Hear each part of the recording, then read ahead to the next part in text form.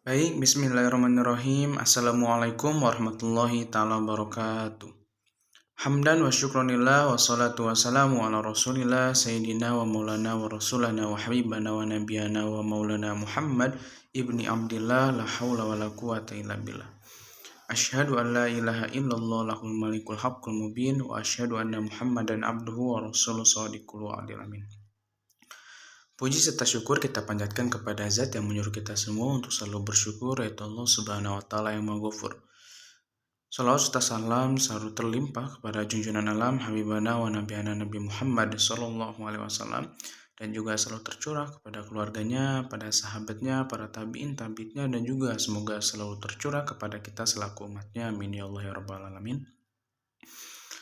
Pertama-tama yang saya hormati dosen pembimbing mata kuliah Ilmu Pendidikan Islam, Ibu Dr. Hajah Hilda Aini Syifa SPD MAG, dan juga semua teman-teman yang saya hormati.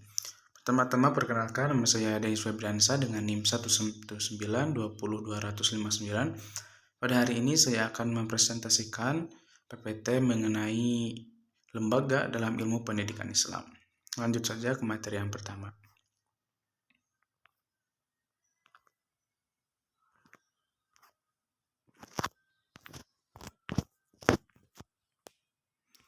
Yang pertama mengenai pengertian lembaga pendidikan Islam.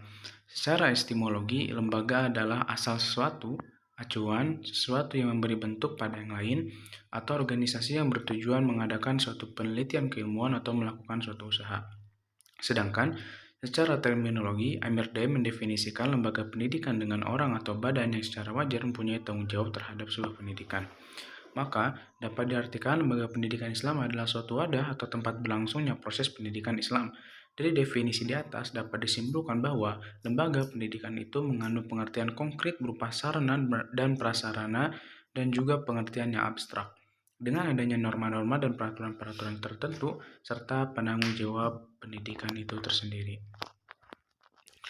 Lanjut ke materi selanjutnya mengenai tujuan dari lembaga pendidikan Islam. Tujuan lembaga pendidikan Islam maka tidak akan pernah terlepas dari tujuan pendidikan Islam itu sendiri. Tujuan pendidikan Islam digali dari nilai-nilai ajaran agama Islam yang bersumber dari Al-Quran dan Al-Hadis.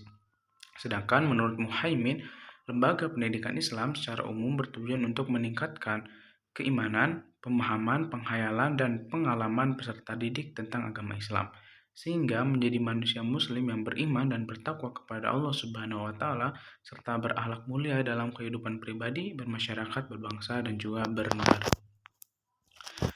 Materi selanjutnya yaitu tugas lembaga pendidikan Islam. Ada beberapa tugas dari lembaga pendidikan Islam, diantaranya yang pertama yaitu satu, untuk merealisasikan pendidikan Islam yang didasarkan atas prinsip pikir akidah. Yang kedua yaitu memelihara fitrah anak didik sebagai insan yang mulia agar tidak menyimpang dari tujuan Allah menciptakannya.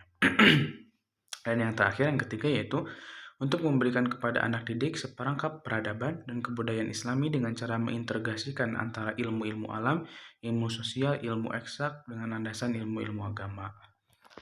Lanjut ke materi selanjutnya yaitu jenis-jenis lembaga pendidikan Islam. Yang pertama ada keluarga.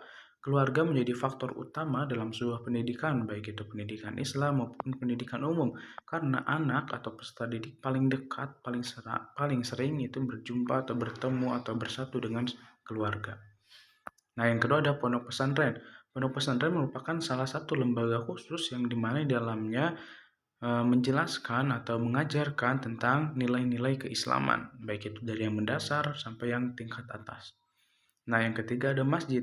Seiring dengan berjalannya waktu, masjid sudah sering digunakan untuk pengajian, untuk perkumpulan, dan sehingga menjadikan masjid menjadi salah satu lembaga pendidikan Islam. Yang terakhir yaitu sekolah.